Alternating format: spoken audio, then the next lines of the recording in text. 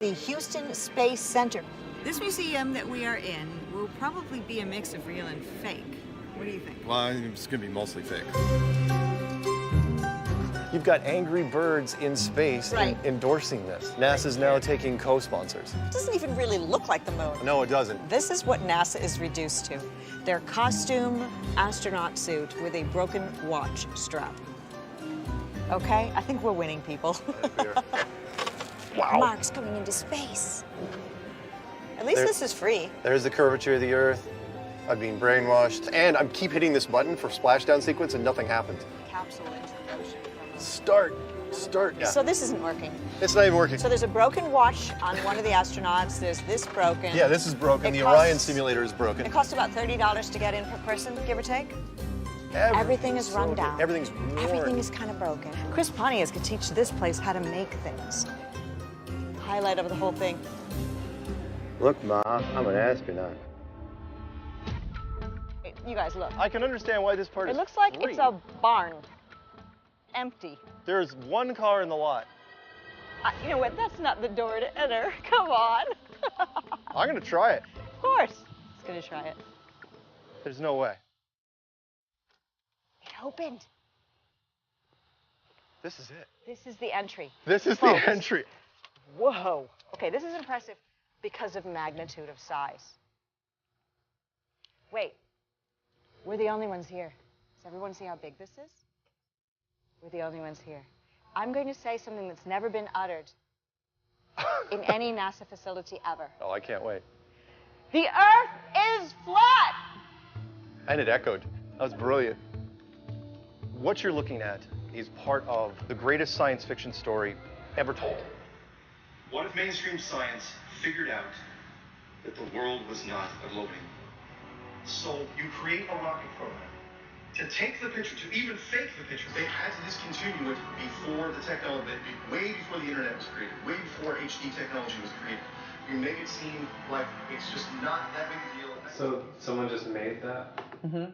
They took. Yeah, from yesterday. And honestly, you throw the General Inception soundtrack on anything, it makes it sound way better. Mark Sargent. Oh my God. Can I have it? Yeah, I know. This is the one that NASA gets to come at me for. Oh, hi. Hello. Welcome to episode number 186 of Flat Earth and Other Hot Potatoes. I'm Patricia Steer. And I'm Mark Sargent. Laura Walston asks, have you ever been out somewhere and someone recognized you by your voice, Mark or Patricia? For me, the answer is absolutely not.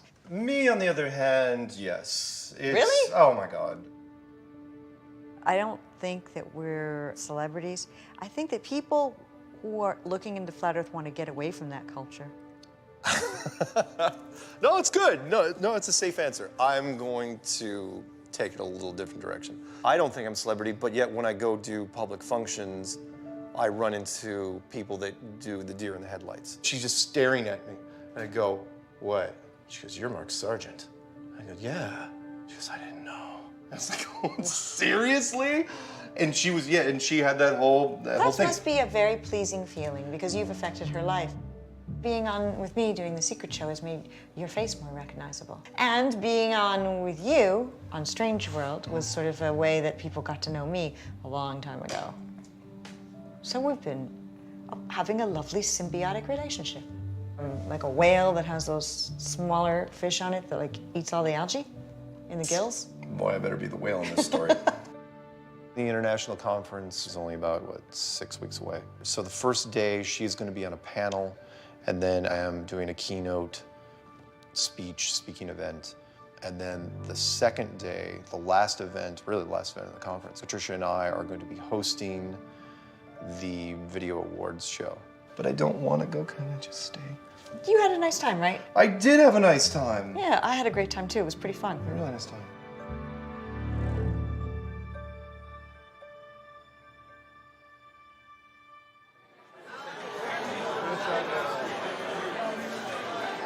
At a conference in Raleigh, we want to prove there's no curvature. And if we can do that, it's game over. But the rotation is not looking good at this point. That's weird. That's so We don't want to blow this, you know? Right. And we got $20,000 in this freaking gyro. But yeah, if we dumped what we found right now, we would be, it'd be bad. It would be bad. So what I just told you is confidential. Okay, I won't say it. Not any one single experiment proves anything conclusively. That's why we're building a preponderance of evidence. I think there's a few more experiments we could do with lasers and leveling. I think Jaren's working on a great experiment now that's going to help with all that. What we're going to be doing is an experiment at Victoria Canal in Holt, California. It's a 3.88 mile stretch. We're going to actually have set up 3 posts, one at the start, one at the end, and one in the middle. And then we're going to shoot a laser from the first post and see where it crosses that first post. So let's say it's 8 feet, and then get it to cross the same point at the far end. And when we can confirm that both are passing the exact same spot, then somebody will tell us what the middle's at. If the middle's at 8 feet, it's flat. And if it comes back that it's only 5.5 feet, then yeah, I mean, that means that the Earth has curvature. That's a cool experiment, actually, just in general. It's interesting. So I'm trying to think if there's a laser is just going straight. Yeah, they're in trouble here. So like a laser, like for your cat, I think would be 5 or even less milliwatts.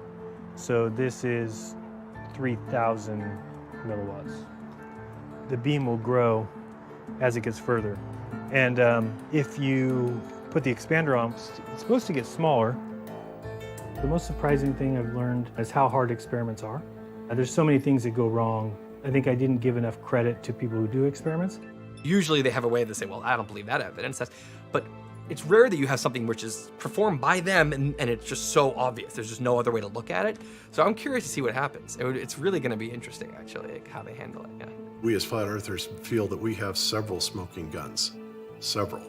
There's no curve, but we don't want to present it yet. We want to have the whole package. Between the laser and the fiber optic gyro, this technology is going to kill the ball. They would like us to believe that the ball Earth has been proven for a long, long time, but this debate has raged on for centuries. Here in the U.S., millions are getting ready for a spectacular dance between the sun and moon. Today's eclipse is a reminder of our place in the solar system, so I hope you're sitting down for this. Despite loads of irrefutable proof, some people still believe the Earth is flat. There's this big war right now. Does the eclipse disprove flat Earth? That's the big hot debate. In fact, the Philadelphia Voice, a newspaper, just did their thing, and they contacted me and then Bob from Globebusters. What they don't know is that the guy from the Philly Voice is also, one of ours. No, I'm not a secret flat earther. That line from Spectre, from James Bond, he goes, the thing you should know about us is we have people everywhere. I might get business cards made up with that now. If you were here right now, where we are on Whidbey Island, you would still have 93% of the eclipse. To get that extra 7%, we gotta drive 3 hours and face a mob of Woodstock proportions. Is that worth it? No, not in my opinion, but we're going to be representing and putting the focus in. All we have to do is get the attention of people. Okay. Love you. Love you. All right.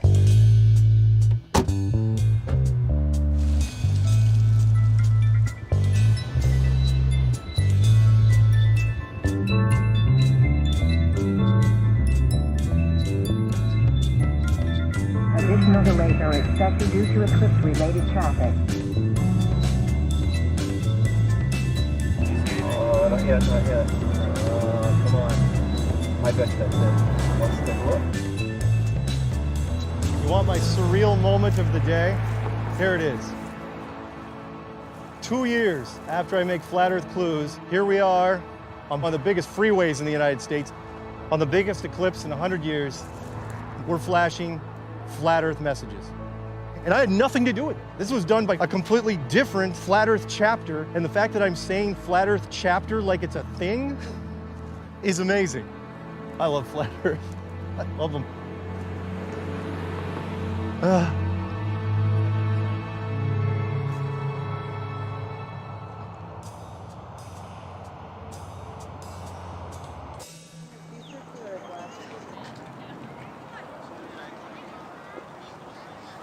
Found out perfect thing for you to film. Ladies and gentlemen, boys and girls, gather round. Here to tell you a tale of the globe. Oh, it's not a happy story, my friends. This isn't even the biggest one I've seen. The biggest one I've ever seen is down in Raleigh at the National Convention. Go figure, we didn't even pick the city for that. They start launching nukes straight up in 1958. After the third shot, they form NASA. The media has helped us because they've said, what do flat earthers think about the eclipse? It's great because people want to know, they're curious. Like, what do they think?